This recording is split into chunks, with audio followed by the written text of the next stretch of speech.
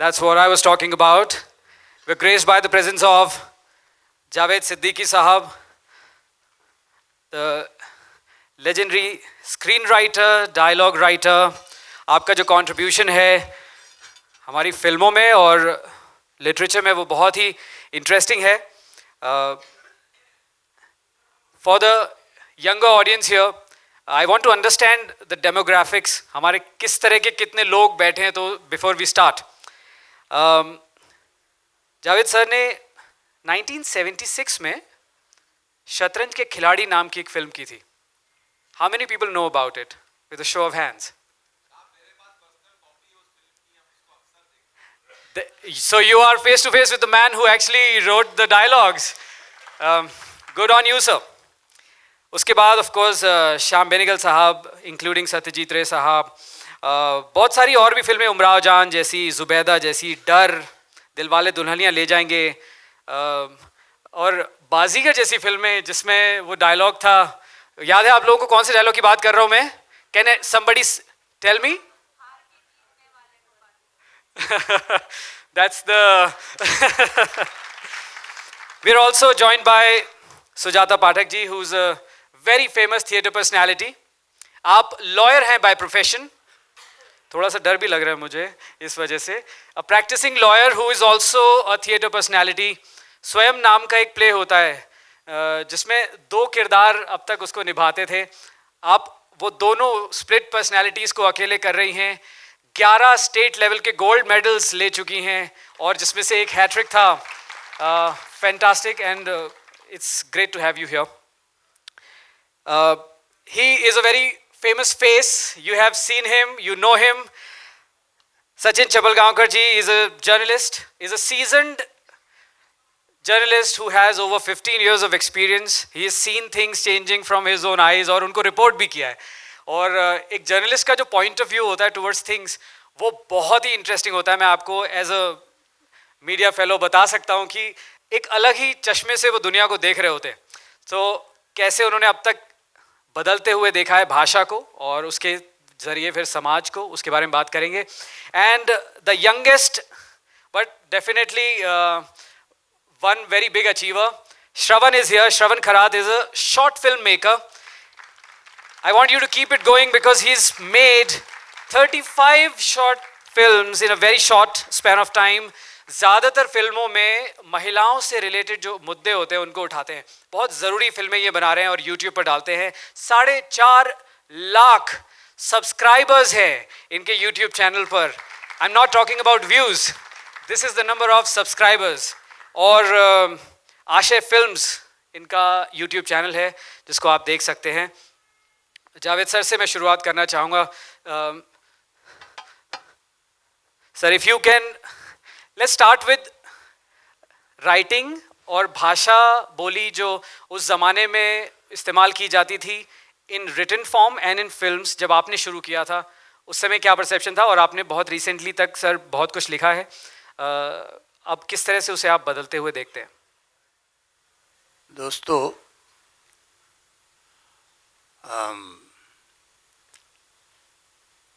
ये सब्जेक्ट ऐसा है भाषा का कि इस पर बहुत सारी बातें हो सकती हैं और बहुत सारे एंगल लाइट डाली जा सकती है. लेकिन जहाँ तक आज के टॉपिक का सवाल है कि समाज की भाषा बदल रही है, तो उसकी सबसे बड़ी वजह यह है कि समाज कोई ठहरी हुई चीज़ नहीं होता है. समाज बदलता रहता है हमेशा. जो समाज आज से 100 साल पहले था वो 50 साल पहले नहीं था, जो 50 साल पहले था वो 25 साल पहले नहीं था. और आज जो चेंजेस आ रही हैं, जो हमारे आपके सामने जो चेंजेस हैं, उस हिसाब से जो चेंजेस हैं वो हर चीज़ में दिखाई देती हैं. हमारे पहनने ओढ़ने में दिखाई देती हैं, हमारे खाने पीने में दिखाई देती हैं. पहले हम लोग पिज़्ज़ा नहीं खाया करते थे, अब बहुत शौक़ से खाते हैं. पहले मैकडॉनल्ड नहीं होता था, अब बहुत ज़ोर शोर से होता है. तो कपड़े भी बहुत बदल गए हैं. तो भाषा को बदलना चाहिए था, भाषा भी बदल गई है. अगर बात चूँकि आपने फिल्म से संबंधित कही है, उसी संदर्भ में मैं बात करूँगा कि तकरीबन 45 साल से मैं फिल्में लिख रहा हूँ। बहुत सारी तकरीबन 100 के करीब फिल्में रिलीज़ हो चुकी हैं और इन सारी फिल्मों में भाषा का एक बड़ा इम्पोर्टेंट रोल रहा है। उसकी उसकी एक बड़ी वजह जो है वो ये है कि जब हम फिल्म लिखते हैं तो चूँकि फिल्म नॉवेल नहीं है, फिल्म कहानी नहीं है जिसमें लिखने वाला अपनी भाषा लिखता है, वो अपनी ज़बान लिखता है, वो जो उसकी वोकैबलरी जो है वो उसकी अपनी वोकैबलरी है, उसकी शब्दावली जो है वो उसकी अपनी शब्दावली होती है।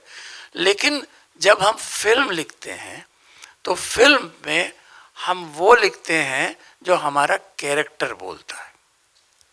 और कैरेक्टर कहाँ का है, उसका बैकग्राउंड क्या है, उसकी एजुकेशन क्या है, उसकी ज्योग्राफी क्या है, उसकी हिस्ट्री क्या है, उसका माइंड क्या है, उसका सोशल बैकग्राउंड क्या है, ये सारी चीज़ें जो हैं ये तय करती हैं कि उसकी भाषा, उसकी ज़बान, उसके बोलने का ढंग क्या होगा। कुछ राइटर जो हैं उन्होंने शुरू में तो इस बात का ख्याल नहीं रखा कि ठाकुर साहब जो भाषा बोलते थे वही रामू काका भी बोलते थे। लेकिन ये कि बाद में लोगों ने बदलना शुरू किया। मिसाल के तौर पर मेरी पहली ही फिल्म थी और चूँकि वो सत्यजीत रे जैसी बड़ी शख्सियत, बहुत बड़ा नाम उनका वो बना रहे थे और मैं उस ज़माने में बिल्कुल नौसिखिया क्या बल्कि कुछ मुझे फिल्म के बारे में कुछ आता जाता ही नहीं था, क्योंकि मैं तो जर्नलिस्ट था, 75 तक जर्नलिस्ट रहा और उसके बाद इमरजेंसी के टाइम पे जब जर्नलिज्म छोड़ा तो हमारी एक दोस्त ने बहुत अच्छी राय दी कि भाई तुम्हें सच बोलने पे पकड़ लिया गया था, अब तुम झूठ बोला करो, पैसे भी मिलेंगे। तो पता नहीं कैसे मैं बहरहाल सत्यजीत रे तक पहुंच गया और उनकी पहली फिल्म के डायलॉग मैंने लिखे। तो उन्होंने बहुत सारी बातें जो मुझे बताई, वो उसमें कुछ को तो मैंने सारी ज़िंदगी गुरु मंत्र के तौर पर यूज़ किया। उसमें एक बात ये भी थी कि कोई दो आदमी एक जैसी ज़बान नहीं बोलते। हाँ। तो ये बात आप उस फिल्म में देखेंगे, जिन साहब के पास उसकी कॉपी है उसको इस पॉइंट ऑफ व्यू से आज आप ज़रूर देखिएगा कि उसमें जो दो कैरेक्टर हैं मेन, मीर और मिर्ज़ा, उनकी ज़बान अलग है। जो नवाब है वाजिद अली शाह जो अमजद ने रोल किया था, उसकी भाषा अलग है। जो औरतों की ज़बान है फरीदा जलाल और शबाना की, वो अलग है। और जो जनता जनार्दन है वो अवधी बोलते हैं या पूर्वी। क्या बात है, वंडरफुल। तो इसलिए कि हम सब एक जैसी भाषा नहीं बोलते। लेकिन इम्पोर्टेंट सवाल ये है कि उसके जैसे जैसे सिनेमा आगे बढ़ा है, मतलब आप समझ लीजिए 40-45 से जो आगे बढ़ा है, 40-40 के करीब जब हमारी फिल्में थीं तो उस पर थिएटर का बहुत ज़्यादा असर था, क्योंकि सबके सब पारसी थिएटर से लोग आए हुए थे, तो वो वैसे ही भाषा बोलते थे। उसके बाद नॉर्मल भाषा बोलने लगे। उसके बाद बिल्कुल हमने अमेरिकन फिल्में हमने देखनी शुरू की तो हमें पता चला यार ये लोग तो कुछ अजीब तरीके से बात करते हैं, ये तो बिल्कुल ऐसा मालूम होता है कि हम कन्वर्सेशन कर रहे हैं, बिल्कुल बातचीत वाली लैंग्वेज लिखते हैं। तो हमें पहली मर्तबा पता चला कि साहब जो भाषा हम लिख रहे हैं, जो ज़बान हम लिख रहे हैं अपने डायलॉग में, वो भाषा जो है वो थोड़ी सी अलग होनी चाहिए। डायलॉग एक अलग चीज़ बन गया और जो हमारी बोलचाल की भाषा है वो अलग बन गई। धीरे धीरे वो जो बोलचाल की भाषा है, जो कन्वर्सेशनल लैंग्वेज है, उसने टेक ओवर किया।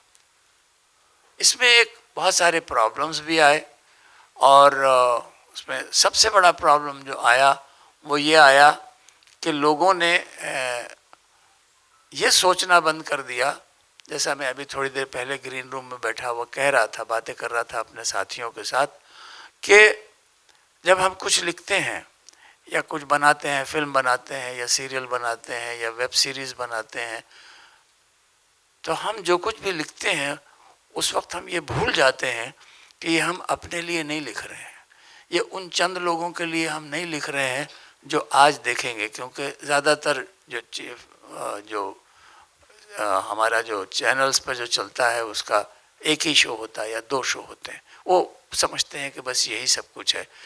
वो ये नहीं सोचते हैं कि उनकी आने वाली नस्लें जो हैं वो ये सब देखेंगी।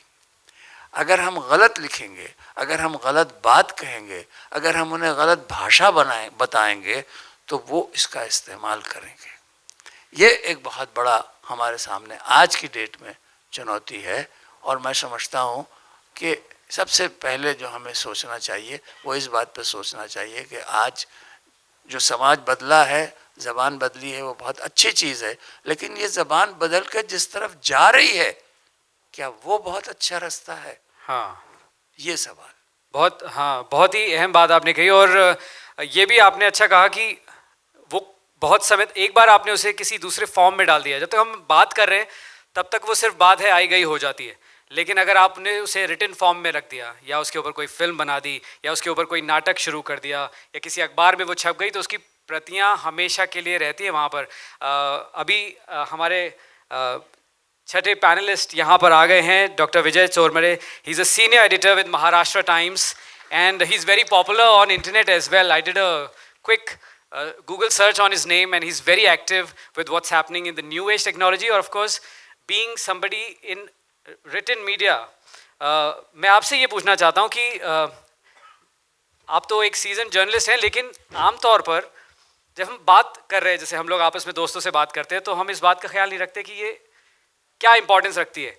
But when you put your pen to a piece of paper and you know that it's going to be published tomorrow, तो क्या वो विजय जी बदल जाते हैं? क्या उनका कुछ बदलाव, क्या वो जिम्मेदारी का एहसास एकदम से ऐड हो जाता है या उसी माइंडसेट में जीते आप? मी मराठीतच बोलतो चालेल. खरं तर पत्रकारितेत माणूस जेव्हा काम करतो, कुणी मी असेल किंवा कुणी पत्रकार असेल, प्रत्येक शब्दाची जबाबदारी असते. म्हणजे आपण जो शब्द लिहितो तो शब्द दुसऱ्या दिवशीच्या वृत्तपत्रात छापून येतो, त्या शब्दाची जबाबदारी ती फक्त एकट्याची लिहिणाऱ्याची जबाबदारी नसते. म्हणजे जबाबदार तो असतो, जबाबदारी त्याची असते, पण त्यासाठी जबाबदार जर काही चूक झाली, गोंधळ झाला तर त्यासाठी संपादकांना जबाबदार धरलं जातं, त्या वृत्तपत्राच्या संस्थेला जबाबदार धरलं जातं. त्यामुळं एकूण इमेज डॅमेजिंग म्हणतात, म्हणजे एक चुकीचा शब्द लिहिणं किंवा चुकीची फॅक्ट लिहिणं ही सगळ्या त्या अनेक व्यक्तींचं आणि एका मोठ्या संस्थेचं प्रतिमाभंजन होत असतं. त्यामुळं हे खूप जबाबदारीचं आणि प्रत्येक शब्द लिहिताना सजग राहून लिहिण्याचं हे क्षेत्र आहे असं मला वाटतं.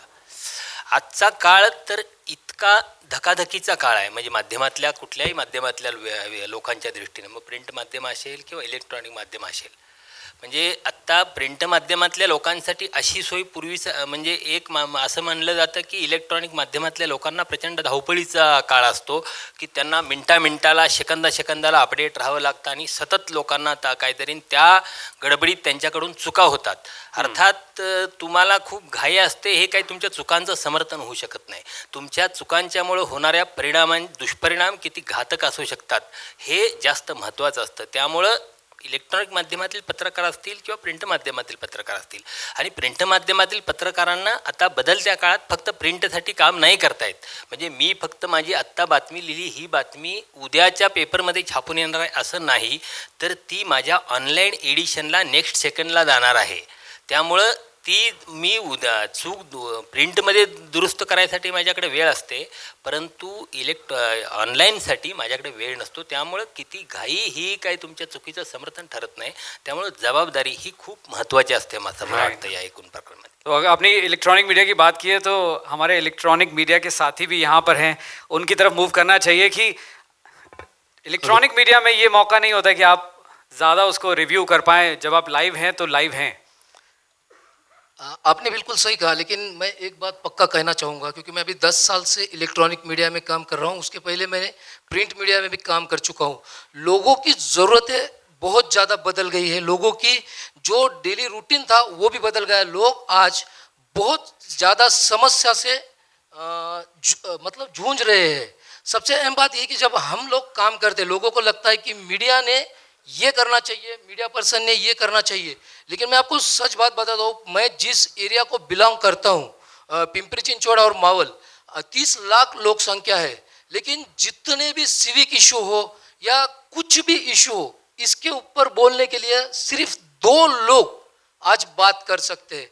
मतलब देखा जाए तो आज की लोगों की जो डेली की जो समस्या है वो इतनी बढ़ चुकी है, लोगों को खुद के सोचने पर लोग मजबूर हो गए। इसलिए जो सर्वसामान्य लोगों की समस्या है वो सिर्फ मीडिया पर्सन ने करना चाहिए, ऐसा लोगों को लगता है। लेकिन मैं आपको एक बात बताता हूँ, आज की पूरी मीडिया की बात अगर बताई जाए तो मैं खुद एक मीडिया पर्सन हूँ, लेकिन आज की मीडिया हाउसेस की जो जुबान है वो सबसे ज़्यादा पहले बदल चुकी है।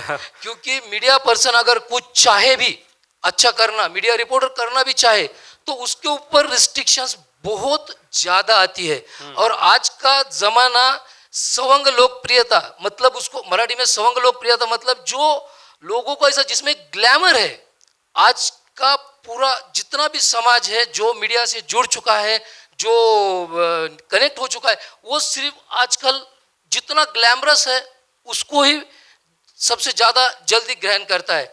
तो सबसे बड़ी बात ये, जो अच्छा इनको देखा जाए तो 45 साल की इनकी तपस्या आज भी क्या मायने रखती है हम सबको पता है। हम भी 15 साल से काम कर रहे हैं, लेकिन मीडिया हाउसेस की पॉलिसी चेंज हो चुकी है, मीडिया रिपोर्टर्स की भी कुछ मतलब मजबूरियां हो गई है कि कुछ चीज़ें बता नहीं सकते हैं, सामने नहीं ला सकते। और इसमें सबसे एक बात मैं आपको पक्का बताता हूँ, आज का जो राजकीय जो वातावरण है, जो पॉलिटिशियंस है, वो इन सब चीज़ों को जवाबदार है, और ये जुबान बदलने के लिए वो भी एक सबसे बड़ा कारण है, ऐसा मैं सोचता हूँ। I am only thankful that there is internet these days.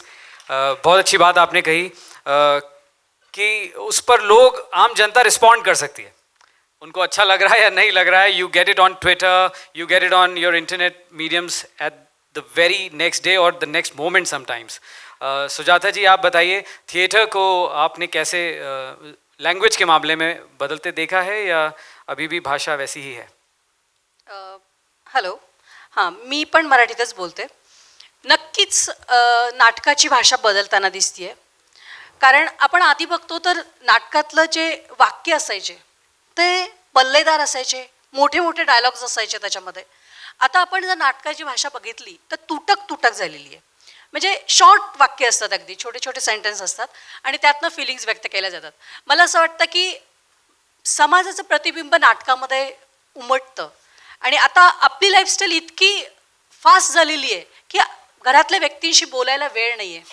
म्हणजे आत्ताच आम्ही बोलताना हे चर्चा करताना जाणवलं आम्हाला, किंवा आम्ही बोललो की इंटरनेटमुळे, सोशल मीडियामुळे जग जवळ आलं आहे, परंतु घराघरातल्या जे नातं आहे ते मात्र दुरावलेलं आहे. डिस्टन्स त्यातला वाढत चाललेला आहे. आणि त्याचं समाजाचंच प्रतिबिंब नाटकामध्ये, बाकीच्याही कलाकृतींमध्ये उमटताना दिसतं. त्याच्यामुळे नाटकाची जी भाषा आहे ती मला जी जाणवती आहे ती तुटक झालेली आहे. जेवढी डीप आधी बोललं जायचं तितकं बोलल्या जात नाही आहे. त्याच्यानंतर रफ अशा प्रकारची भाषा आता मोठ्या प्रमाणामध्ये नाटकात न वापरताना दिसते, किंवा बोल्ड वाक्य जे आहेत ते वापरताना दिसत आहेत नाटकामधनं किंवा पिक्चरमधनं सुद्धा म्हणता येईल. तर अशा प्रकारे ह्या, म्हणजे थोडक्यात सांगायचं तर समाजाचं प्रतिबिंब हळूहळू या कलाकृतींमधनं आता आपल्याला जाणवते. कारण की बोल्ड विषय येत आहेत, त्यामुळे बोल्ड वाक्य येत आहेत त्याच्याप्रमाणे. हाँ, बोल्ड, सही बात आपने कही, क्योंकि बोल्ड सब्जेक्ट्स हो गए हैं तो उनको दिखाने के लिए एक बोल्ड लैंग्वेज का इस्तेमाल करना ज़रूरी है. ख़ास तौर पे इंटरनेट पे वो ज़्यादा हमें देखने को मिलता है. हमारे साथ एक यंग फिल्म मेकर हैं जिन्होंने बहुत सारी फिल्में इंटरनेट के लिए बनाई हैं. श्रवण, क्या आपका एक्सपीरियंस रहा है, या किस तरह की लैंग्वेज का क्या ध्यान रखते हो आप कि ये लैंग्वेज यूज़ करनी है या ये, because there is no censorship, so do you have a frame of mind कि मुझे ये इस लाइन को नहीं आगे जाना है, इसके अपनी लैंग्वेज इस तरह की रखनी है, या फिर whatever is needed for the script? Tarun ji, सबसे पहले तो मैं शुक्रिया कहना चाहूँगा मेरे दोस्त टिकम शेखावत जी को. जब उन्होंने मुझे कहा था यहाँ पे आके आपको बात करने, तब मुझे नहीं पता था कि मैं द लेजेंडरी जावेद सिद्दीकी के साथ बैठा रहूँगा. थोड़ा सा नर्वस मैं भी हूँ, घबराइए मत, हम साथ हैं इसमें. मैं डरा हुआ हूँ. जब शॉर्ट फिल्म्स मैंने बनाना शुरू किया तो एक्चुअली एक इंसिडेंट था मेरी पर्सनल लाइफ का, और उस इंसिडेंट को मैं चाहता था कि दुनिया के सामने पेश करूं। तो मैंने एक वन मिस्टेक नाम की शॉर्ट फिल्म करी थी। हाँ। और वो बहुत पसंद आई लोगों को, और फिर उसके बाद मुझे लगा चलो मैं इसमें काम कर सकता हूँ। तो उसके बाद मैं बनाता गया और अभी तक 35-40 कर चुका हूँ। हाँ, इंटरनेट पे फिल्म बनाने के लिए आपको फ्रीडम काफ़ी मिलता है। जैसे आप देखेंगे कि अनुराग कश्यप जी, हाँ। उनकी कई सारी फिल्में तो रिलीज भी नहीं हो पाई, वो अभी नेटफ्लिक्स पे अपने आप को एकदम आज़ाद पंछी की तरह समझते हैं। तो वहाँ पे कोई बंदिशें नहीं है, आप जो चाहे लिख सकते हैं, बट बंदिशें, सेंसरशिप आपको अपने ऊपर खुद करनी है। हाँ। अगर वो कर सकते हैं तो, क्योंकि आपकी फिल्म भले इंटरनेट के माध्यम से, लेकिन पूरी दुनिया देख रही है। हाँ। अब थिएटर में तो ठीक है, आप मतलब इंडिया में रिलीज होती है या कहीं पे रिलीज होती है, बट इंटरनेट तो YouTube, Netflix, Amazon Prime, everything is there. तो आपको खुद डिसाइड करना है कि आप ऑडियंस को क्या देना चाहते हैं। थोड़े से व्यूज के लिए या थोड़ा सा टीआरपी के लिए या लाइक्स के लिए या किसी भी तरह की अटेंशन ग्रैबिंग के लिए इस तरह का कंटेंट बना देना जो हमको थोड़ी देर के लिए वो अटेंशन तो दिलवा देता है, बट जैसे सर जावेद सर ने कहा था कि आने वाली नस्लें भी उसको देखने वाली हैं। और वो कैसे हम लोग गालिब साहब को पढ़ते हैं और कहते हैं कि भाई क्या इंसान था वो, क्या सोच थी उस आदमी की, जिसने जो बातें कही हैं वो बड़े इंटरेस्टिंगली वो टाइमलेस है। If you are in love today there are poetic verses that you can read and relate to it as if it was written yesterday. Did he think about it? I don't know. But it's timeless. This India में specially हमारे यहाँ, मैं sir से बात कर रहा था, वो मुझे बता रहे थे बोली और भाषा ये दो चीज़ें होती हैं, अगर मिला दिया जाए तो करीब 427 बोलियां और भाषाएं इस देश में बोली जाती हैं। पूरी दुनिया में जितनी बोली भाषा बोली जाती है उसके 6% से भी ज़्यादा हम एक्टिवली बोलते हैं। This is the country that we live in. और ना सिर्फ उसमें रहते हैं, उस सभी भाषाओं का, जितनी भी 30 के करीब भाषाएं हमारे पास जिनकी अपनी स्क्रिप्ट है, उन सभी का अपना साहित्य है, उनके गाने हैं, उनकी फिल्में हैं, उनके थिएटर नाटक हैं, रिटन बुक्स हैं, उनके अपने अखबार हैं। कितना रिच ये कल्चर है। And as somebody who is a multilingual person I can tell you, एक भाषा से दूसरी भाषा में जब मैं स्विच करता हूं तो मुझे भी नहीं पता होता। And I am pretty sure इस हॉल में बैठे हुए ज्यादातर लोग एटलीस्ट 2 या 3 भाषाएं बोलते हैं। अगर आप 3 भाषाएं बोलते हैं तो आप कोई खास नहीं है यहां हिंदुस्तान में, it's not a big deal. जबकि अगर हिंदुस्तान के अलावा दूसरे देशों में देखा जाए तो ज्यादा भाषाएं बोलना मतलब एक बहुत बड़ी बात है। I was once interviewing somebody, Peter Hornik, जो कि मर्सिडीज के CEO थे उस टाइम। तो वो उन्होंने मुझसे कहा कि जब मैं किसी भी नए देश में जाता हूँ, 60 देशों में काम कर चुके हैं, जब भी किसी नए देश में जाता हूँ वहाँ की भाषा सीखने की कोशिश करता हूँ। जब मैं यहाँ आया पुणे में तो मैंने जो मेरे असिस्टेंट थे उनसे पूछा कि I want to learn Indian. So he said sir there is no language called Indian, we speak 22 official languages here, which one do you want? He said बस that's when I gave up.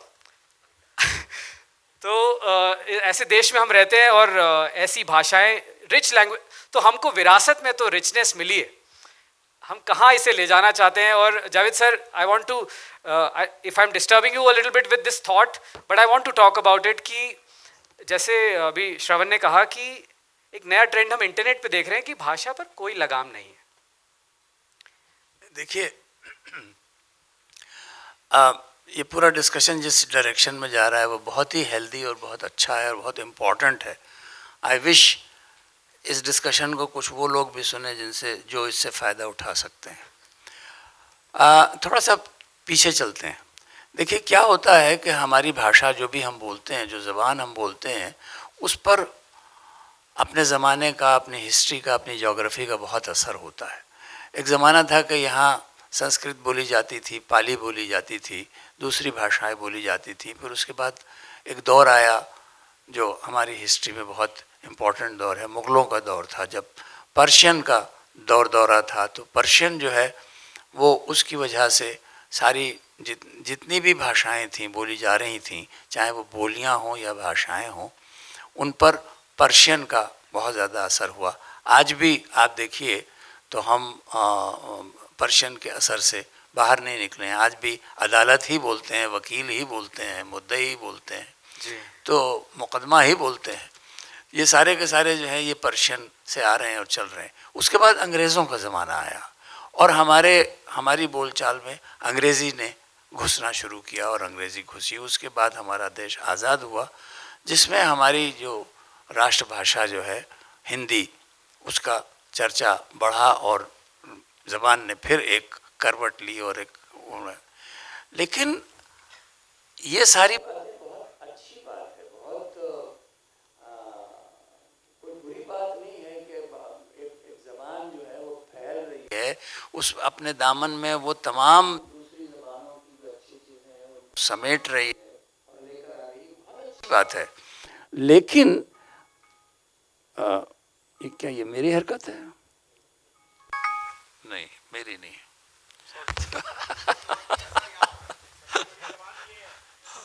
तो लेकिन सबसे बड़ी जिम्मेदारी जो है वो हमेशा से लिखने वालों की रही है, चाहे वो नॉवेल लिखने वाले हों, कहानी लिखने वाले हों, या आज के लिखने वाले हों जो सीरियल लिख रहे हैं और फिल्में लिख रहे हैं, वो कुछ भी लिखते हों, लेकिन एक उनकी एक बहुत बड़ी जिम्मेदारी होती है, क्योंकि वो ज़बान को संभाल कर चलने वाले, वो एक तरीके से वो गाइड होते हैं, वो आपके टीचर हैं जो आपको पढ़ाते नहीं हैं, लेकिन उसके बावजूद आप उनसे पढ़ते हैं। तो ये सिचुएशन जब आ जाती है तो वहाँ हमारी जिम्मेदारी जो है एज ए राइटर वो बहुत ज़्यादा बढ़ जाती है। अभी जैसा कि कहा गया कि जब भाई ने कहा कि जब हम लिखते हैं एक जर्नलिस्ट की हैसियत से, तो उसमें हर लफ्ज़ की एक जवाबदारी होती है। ये जवाबदारी का एहसास जब तक लिखने वालों में आज के नहीं होगा, तब तक हम वो जो चीज़ अचीव नहीं कर सकते जो हम अचीव करना चाहते हैं। बहुत अच्छी बात। जैसा कि कहा गया कि साहब वेब सीरीज़ बन रहे हैं और वेब सीरीज़ में जो ज़बान इस्तेमाल की जा रही है, जो भाषा इस्तेमाल की जा रही है, वो कैरेक्टर के हिसाब से सही है। आज का एक जो बहुत ही गिरा पिटा ज़मीन पे बैठा हुआ घटिया किस्म का जाहिल आदमी, मजदूर आदमी, वो अब किस तरह की बात करता है, वो एक लाइन में कितनी गालियाँ देता है, और वो गालियाँ जो है वो इंसल्ट के लिए नहीं होती हैं, यूड बी सरप्राइज, वो बात का एक हिस्सा है।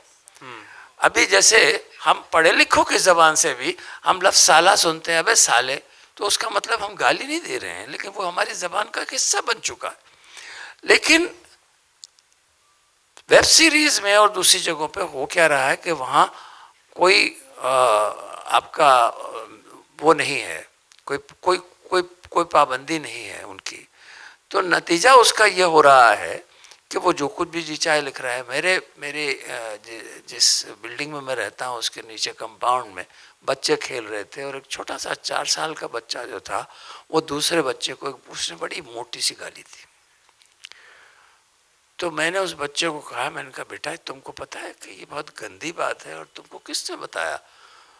तो उसने कहा कि ये गंदी बात नहीं है। अब उस बच्चे का तेवर देखने का था। उस बच्चे ने मुझसे कहा कि ये गंदी बात नहीं है। मैंने कहा क्यों गंदी बात नहीं है? फिर उसने मुझे एक फिल्म का हवाला दिया कि उसमें तो वो ऐसा ही बोलता है।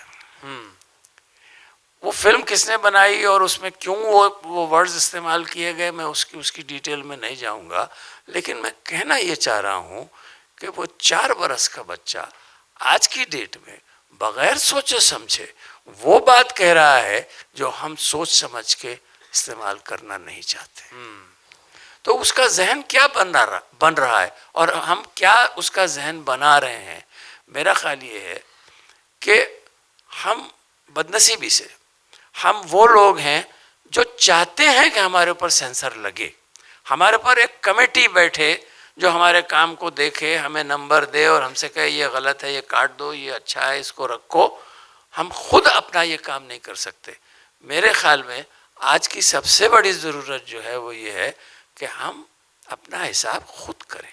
हाँ, हम खुद ये तय करें कि ये चीज़ अच्छी है, ये चीज़ अच्छी नहीं है। इसको होना चाहिए और इसको नहीं होना चाहिए। एम आई राइट? जी सचिन कुछ कहना चाह रहे थे? मी मराठीत बोलतो. हो.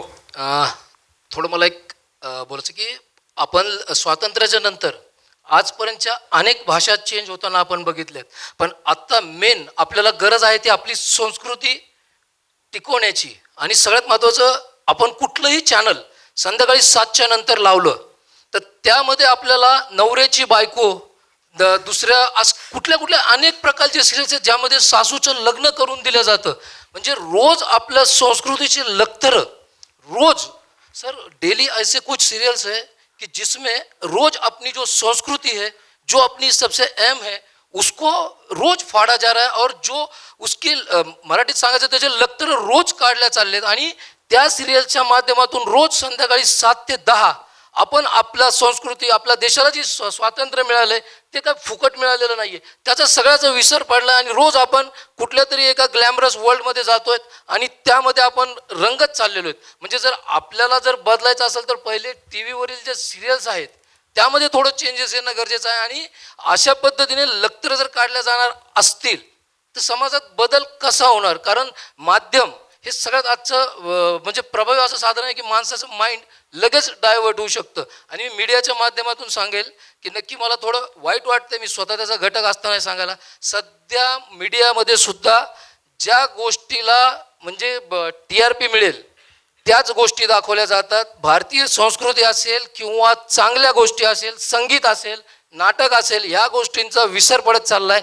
महाराष्ट्र टाइम्स सारखे काही पेपर्स असतील, लोकसत्ता सारखे काही पेपर्स असतील, ज्यामध्ये सगळेच पेपर्समध्ये काही ना काही ठिकाणी चांगला सदर दाखवला जातो, पण खूप पहिल्या पानावर जे मथळे येतात, बलात्कार, खून, दरोडे, यामुळे मानसिक विकृती वाढत चाललेली आहे. आणि छोट्या मुलांचं जे आकर्षण आहे ते गुन्हेगारीकडे वाढत चाललेलं आहे. आणि 10वीपासूनच मुलं मुली त्या सर्व याला बळी पडत आहेत. आणि त्यामुळं भारतीय संस्कृतीचे लखतर रोज निघत आहेत, ते थांबणं गरजेचं आहे. कुठलीही जुबान बदलली तरी भारतीय संस्कृती बदलू शकत नाही आणि भारताचं स्वातंत्र्य बदलू शकणार नाही आहे. त्यामुळे जुबान बदलली तरी सुद्धा आता कुठेतरी ह्या सिरियल्समुळं किंवा अशा रक्तरंजित गोष्टींमुळं जो बदल होतो तो थांबणं गरजेचं आहे असं मला वाटतं. आपने बहुत अच्छी बात कही कि जो दिखाया जा रहा है वो क्या है, लेकिन मेरा ख्याल ये है कि आज हम लोग ये भूल गए हैं कि हमारी एक मॉरल रिस्पॉन्सिबिलिटी भी होती है. हम लोग जो कम्युनिकेट करते हैं, हम लोग जो एंटरटेनर्स हैं, हम लोग जो दूसरों को कुछ दे रहे हैं, उनकी एक मॉरल रिस्पॉन्सिबिलिटी होती है. ये बात हम भूल चुके हैं, इसलिए हम वो इस तरीके की हरकतें हम करते हैं. एक मैं आपको छोटी सी बात सुनाऊं कि एक चाट वाला हमारे शहर में एक बहुत मशहूर पुराना चाट वाला था. बहुत चाट उसकी बिका करती थी. चाट तो आप लोग समझते हैं ना, चना चाट, ये वो. तो कुछ दिनों के बाद एक दूसरा चाट वाला उसके बराबर आके बैठ गया और देखते ही देखते उसके चाट की दुकान के ऊपर जो थे सारी पब्लिक उधर जाती थी, ये बेचारा खाली बैठा रहता था. तो वो परेशान हो गया. एक दिन वो बोला, भाई तो मुझे सिर्फ इतना बता दे कि तू क्या करता है जो तेरी दुकान इतनी चलने लगी. मैंने कुछ नहीं, ज़रा मिर्चें ज़्यादा डाल देता हूँ. तो हम यही कर रहे हैं कि हम मिर्चें ज़्यादा डाल देते हैं. अभी थोड़ी देर पहले हम लोग ग्रीन रूम में बैठे थे तो मैं एक किस्सा सुना रहा था कि मुझे एक इसी किस्म के कोई डिस्कशन में बुलाया गया था जो बिल्कुल ऑन एयर था और लाइव था. तो उसमें जब मैं एंटर होने लगा तो मॉडरेटर ने मेरे कान में कहा कि जावेद साहब ज़रा गर्म कर दीजिएगा इसको. तो आज आप खुद देखते होंगे कि हमारे यहाँ चैनल्स के ऊपर जो शाम को जो डिबेट्स होती हैं वो कितनी गर्म होती हैं. वो इतनी गर्म होती हैं कि आपके कान गर्म होने लगते हैं, उनको आप सुन नहीं सकते. और बल्कि कुछ एक तो इस वजह से नहीं सुन सकते कि वो चीखते इतना है कि एक दूसरे को भी नहीं सुनते हैं. हम उनको क्या सुनेंगे. दूसरी बात यह है कि जो बातें वो कह रहे हैं वो सिर्फ इसलिए कह रहे हैं कि वो आपका ध्यान अपनी तरफ लें. उनको पर साहब ये लोग जो है ये ज़्यादा चीखते हैं तो ये ज़रूर कोई अच्छी बात कह रहे होंगे. लेकिन ऐसा नहीं है.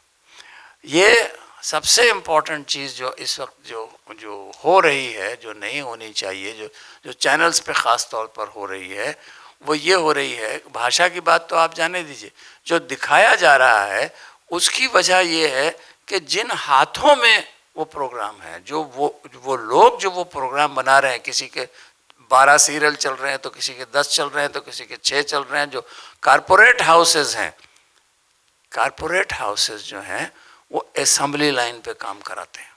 उन्हें इससे कुछ बहस नहीं है कि आपका प्रोडक्ट क्या है, उन्हें सिर्फ इस बात से है कि उनका प्रोडक्ट चल रहा है या नहीं चल रहा है।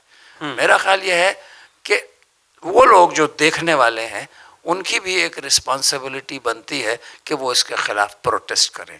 अगर एक गलत लॉ होता है तो पूरे हिंदुस्तान में लोग खड़े हो जाते हैं, तो इन बातों के खिलाफ क्यों नहीं खड़े हो सकते? बहुत सही बात। We'll move on to our next panellist, लेकिन उससे पहले ये बताना चाहता हूँ, we are opening this debate, this discussion, I'll call it discussion because debates have a very bad reputation. So for you guys, if you have any questions, just keep them ready and we'll of course come to you. Vijay. मगाचपासून आपण भाषेवर एक second भाई, देखिए ये बड़ी गलत बात है कि एक अंधेरे में से एक सवाल आ रहा है और मैं अंधेरे को जवाब दूंगा। हाँ, लाइट वहाँ पर थोड़ा सा अगर हो सकती है क्या? सवाल करने वाले का चेहरा तो दिखाई दे कितना खूबसूरत है। नाही, एक मिनिट, मी आधी नहीं, मैं तो बहुत हसीन हूँ, मेरी बीवी मुझसे रोज कहती है। तर मगाचपासून आपण भाषेवर बोलतोय प्रामुख्यानं. मराठीच्या बाबतीत बोलायचं तर बोला साहेब, बोला. 12 कोसांच्या वर भाषा बदलते असं म्हटलं जातं. 12 कोसों पे जुबान बदलती है. पण मला वाटतं आजच्या काळात भाषा हा दुय्यम महत्त्वाचा भाग आहे. भाषेच्या पाठीमागचा कंटेंट काय हे जास्त महत्त्वाचं आहे. कारण चांगली भाषा आणि वाईट भाषा हे जर आपण त्या शुद्ध अशुद्धतेवरून आणि व्याकरणावरून ठरवायला लागलो तर फार मोठी गफलत होईल. कारण अत्यंत सुंदर देखणी दिसणारी निवेदिका, पाठीमागचं असं चकाचक नेपथ्य सगळा शो, लाईट शो, आणि ती जर भारत पाकिस्तान लावून जातीय विद्वेष पसरत असेल तर त्या भाषेला आपण चांगलं म्हणताय. हाँ, बहुत बड़ी दुसरी गोष्ट, हे मी माध्यमाच्या बाबतीत सांगतो. दुसरं, आपण तेच जर नाटकाच्या बाबतीत घेतलं, अत्यंत प्रोग्रेसिव्ह थॉट मांडणार नाटक असेल आणि त्या नाटकातली एखादी शिवी ही सेन्सॉर बोर्डाला आक्षेपार्ह वाटते, पण संपूर्ण महात्मा गांधींच्या हत्येचं समर्थन करणारं तत्त्वज्ञान अतिशय शुद्ध आणि मोठ्या चांगल्या भाषेत मांडलं जातं, ते सेन्सॉर बोर्ड मान्य केलं जातं. ही आपली मेंटॅलिटी बदलायला पाहिजे, एकूण सगळी समाजाची, सगळ्या व्यवस्थेची. कारण प्रश्न असा आहे की श्लील अश्लील भाषा नसते, कुठलाही शब्द श्लील अश्लील नसतो. आमच्याकडं तुकारामाने सुद्धा भलेही देव गांडीची लंगोटी असा शब्द वापरलेला आहे. भाषा शब्द श्लील अश्लील नसतो, श्लील अश्लील तुमच्या डोक्यात असतं. हे पहिल्यांदा आपण लक्षात घ्यायला पाहिजे. आणि भाषा आणि त्यातला कंटेंट, मला वाटतं भाषा महत्त्वाची आहेच, पण भाषेच्या पाठीमागचा कंटेंट काय आहे हे जास्त महत्त्वाचं आहे. आणि तो आपला फोकस कंटेंट, चांगल्या कंटेंटवर असायला पाहिजे. कंटेंट और इंटेंट क्या है, किस ज़रिए से, लहजे से आप वो बात कहना चाहते हैं. Kabir said it the best when he said, ऐसी बाणी बोलिए मन का आपा खोए, औरन को शीतल करे आपा शीतल होए. So I think if we just keep this as a yardstick कि इससे मैं मेजर करूँगा मैं कैसे बोलना चाहता हूँ, लिखना चाहता हूँ, I think we are all at a good place. Right, we can start the question. पर उससे पहले थोड़ा ये लाइट्स कम कर सकते हैं क्या, so that we can see you. ये जो कैन लाइट्स है जो ज़्यादा ब्राइट वाली, अगर वो कम हो जाएंगी शायद, तो इसको अगर थोड़ा सा डिम करेंगे तो बात बन जाएगी. In the meantime, if somebody can run with a mic to the question, I'll give you the mic.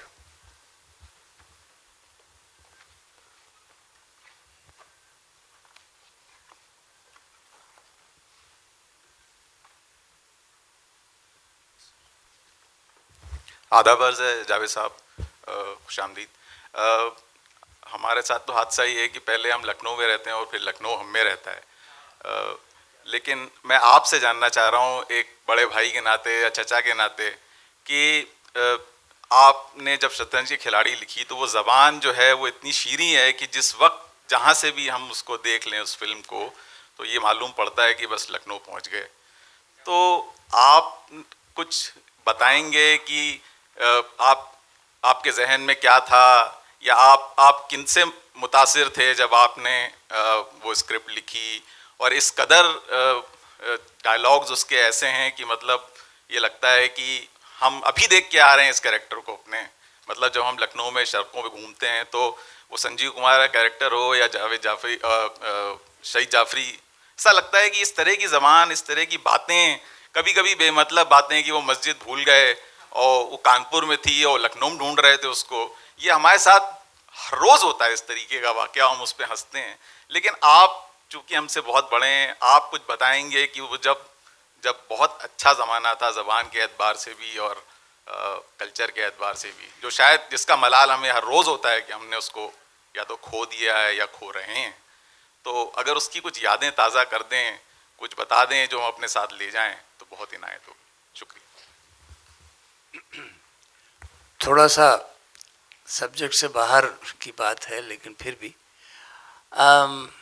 देखिए, जहाँ तक शतरंज के खिलाड़ी फिल्म का ताल्लुक़ है, उसमें दो बहुत बड़े नाम मेरे नाम से पहले जुड़े हुए थे। वो एक सबसे बड़ा नाम था प्रेमचंद का, जिनकी वो कहानी थी। दूसरा बड़ा नाम था खुद सत्यजीत रे का, जिन्होंने स्क्रीन प्ले लिखा था। और जैसा कि इस डिस्कशन के शुरू में मैंने कहा कि जब हम लिखते हैं, ख़ास तौर से जब हम फिल्म लिखते हैं या ड्रामा लिखते हैं, तो हम अपने लिए नहीं लिखते, हम उस कैरेक्टर के लिए लिखते हैं जो स्क्रीन पर आता है या स्टेज पर आता है और अपनी बात बोलने की कोशिश करता है। हम उसको सिर्फ लफ्ज़ देते हैं, हम इंस्ट्रूमेंट्स देते हैं, बाकी सारा काम वो करता है। तो जब शतरंज के खिलाड़ी की बात आई तो मेरी सबसे पहली स्टडी जो थी वो ये थी कि ये 1856 की कहानी है। तो 1856 में लखनऊ में किस किस्म की ज़बान बोली जाती थी, ये तो मुझे मालूम था कि उर्दू बोली जाती थी, उर्दू में मैंने मास्टर्स भी किया था, लेकिन एग्जैक्टली क्या बोला जाता था। और दूसरे ये कि लखनऊ वालों की ज़बान जो थी वो बुकिश लैंग्वेज नहीं थी, ये सबसे बड़ी बात थी। एक तो बुकिश लैंग्वेज होती है ना, जिसमें आप मोटे मोटे भारी भरकम शब्द अल्फाज इस्तेमाल करते हैं और उससे सामने वाले को इम्प्रेस करने की, वो बड़ी रमा दमा ज़बान थी, ऐसे बिल्कुल जैसे बह रही हो, ये उस ज़बान की खूबी थी। तो इस खूबी को पकड़ने के लिए मैंने बहुत सारी किताबें हालांकि मेरी स्टडी थी, लेकिन फिर भी मैंने बहुत सारी किताबें पढ़ी। और उसमें आपको ताज्जुब होगा कि लखनऊ का एक हिंदू शायर जिसने उर्दू पर बहुत बड़ा एहसान किया, पंडित रतन नाथ सरशार, उन्होंने जब फसाना आज़ाद लिखा वो मैंने पढ़ा। उसके बाद और दूसरी किताबें थीं जो ज़हरे इश्क वगैरह, वो पढ़ी। और मुझे ज़बान का एक ठेका होता है, एक अंदाज़ होता है, एक तेवर होता है, वो पकड़ने की कोशिश की। उसमें किस हद तक मैं कामयाब हुआ नहीं हुआ वो मैं कह नहीं सकता, लेकिन आप जैसे लोगों की हिम्मत अफजाई और मोहब्बत से लगता है कि नहीं, आज 45 साल के बाद भी काम अच्छा ही हो गया था। तो उसमें थोड़ा सा हमको, जैसे मिसाल के तौर पर मैं एक बात आपसे कहूँ कि उसमें एक जगह एक डायलॉग है कि जो स्क्रीन प्ले में लिखा हुआ है, जहाँ टेंटेटिव डायलॉग इंग्लिश में लिख के दिए जाते हैं कि we leave in the morning and will come back in the evening. मतलब उसका सीधा साधा अगर मैं डायलॉग लिखूं आज की ज़बान में तो होगा कि हम सवेरे चलेंगे, शाम को लौट आएंगे, या सुबह को चलेंगे, शाम को आ जाएंगे। लेकिन मैंने वो नहीं लिखा, मैंने लिखा तड़के चलेंगे, झुटपुटे लौट आएंगे। तो तड़के आप भी जानते हैं, झुटपुटे या गोधुली जिसे हम कहते हैं, इतना खूबसूरत लफ्ज़ है गोधुली, लेकिन गोधुली मैं यूज़ नहीं कर सकता था इसलिए कि वो थोड़ा सा अलग हो जाता था। तो वो जो झुटपुटे में हम लोग तो ये इसलिए मैंने यूज़ किया कि मैं सिर्फ ये फील देना चाहता था कि ये लखनऊ है, ये लखनऊ वालों की ज़बान है। तो ये थोड़ी सी जिम्मेदारी का एहसास उस वक्त भी था, उसके बाद भी ये एहसास हमेशा रहा। जैसे जब मैं उमराव जान लिख रहा था, इत्तेफाक की बात है कि वो भी लखनऊ का बैकग्राउंड था, तो जब मैं उमराव जान लिख रहा था तो उमराव जान में भी मुझे पता चला कि साहब ये आम ज़बान जो है ये बहुत अच्छी बोली जाती है, लेकिन ये कि तवाइफ़ें जब बोलती हैं, जो गाने वालियाँ जब बोलती हैं, तो उनके यहाँ कहावतें और मुहावरे जो हैं वो बहुत ज़्यादा होते हैं। औरतों की ज़बान वैसे भी बड़ी कहावत वाली। अफसोस, आप देखिए, आप जितने लोग बैठे हैं, आपने कभी गौर किया है कि पिछले 20 साल से हम लोगों ने कहावतें और मुहावरे बोलना बंद कर दिए हैं। हाँ, ये कहावतें जो हम आज अपने बाप, हमारे दादी, नानी, परनानी से सुना करते थे, ये उन सैकड़ों सालों के तजुर्बों का निचोड़ 2 लफ्ज़ों में या 4 लफ्ज़ों में हुआ करता था। आज लोग कहते हैं कि साहब अपनी गलती होती है और दूसरों पे इल्ज़ाम लगा देते हैं। उसके लिए आप मुझे बताइए कि नाच न जानो आंगन टेढ़ा से ज़्यादा अच्छी मिसाल मिलती है क्या?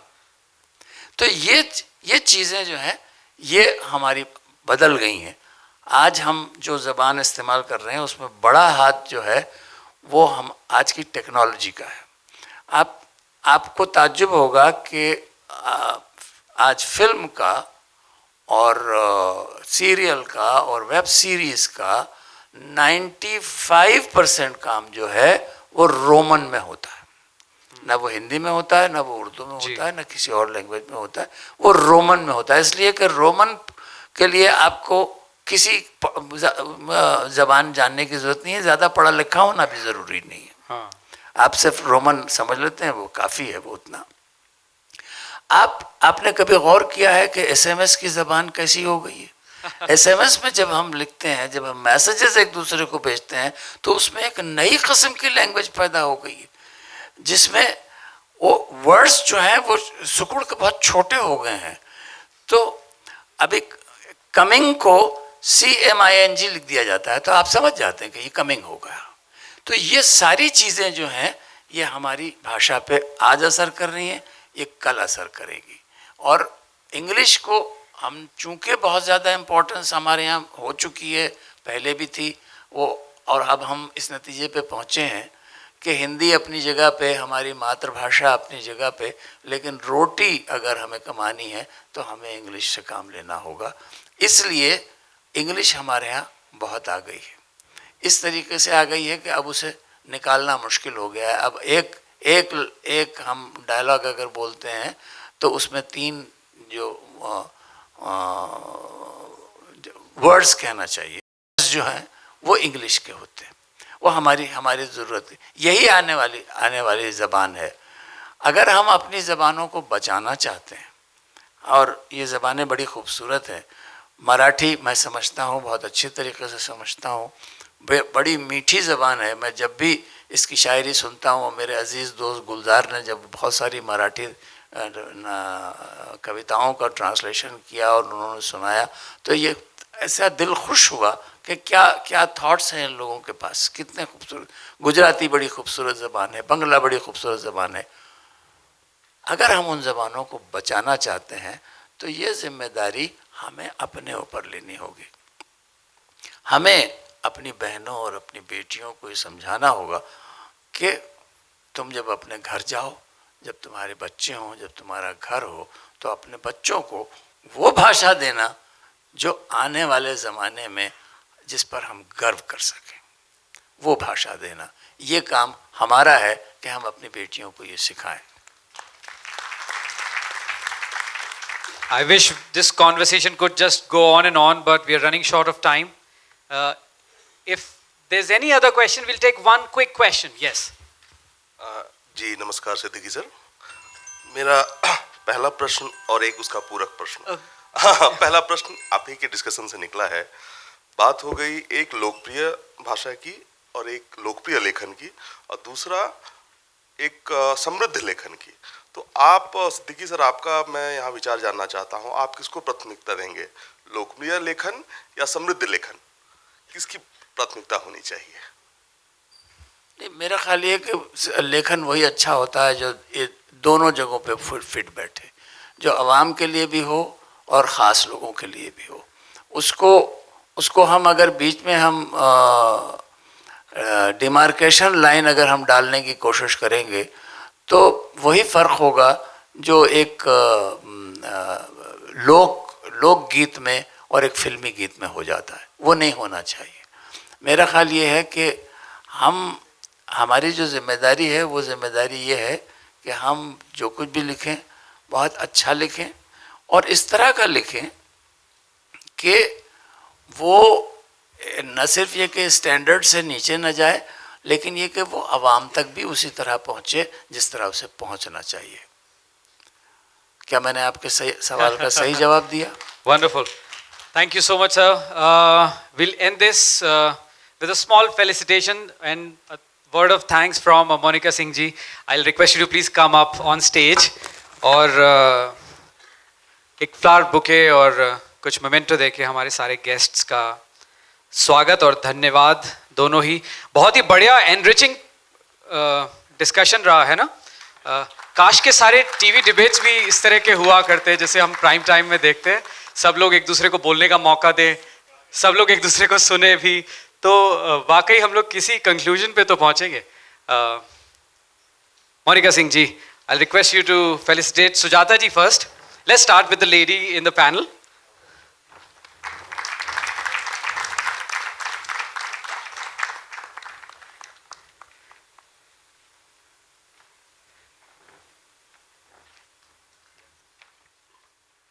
And now the legend who graced us here today, Javed Siddiqui साहब, जोरदार तालियां होनी चाहिए।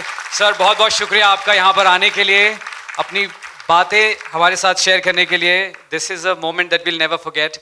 For all the people who are young and still have these things in their minds, I want you to bake it well, because हमारे यहाँ कहते हैं कि कहावतों की बात हो रही थी कि एक आंवला एक फ्रूट होता है ना, आंवला पता है सबको, आंवले के स्वाद का और बड़े लोगों की बात का ना बाद में पता चलता है।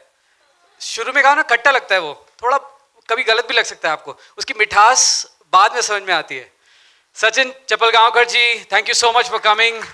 We see you on TV and we thank you for your service, not just here but through your medium.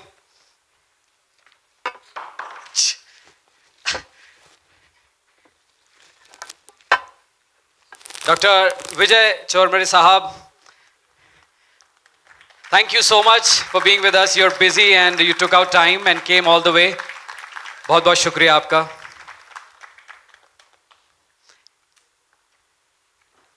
And our youngest panelist, हमें बहुत सारी उम्मीदें हैं आपसे, Shravan Kharat. Make some good films. Ashif Films इनका चैनल है, सब्सक्राइब कर लीजिएगा आप लोग जरूर। Thank you so much everybody. Thank you so much for being here.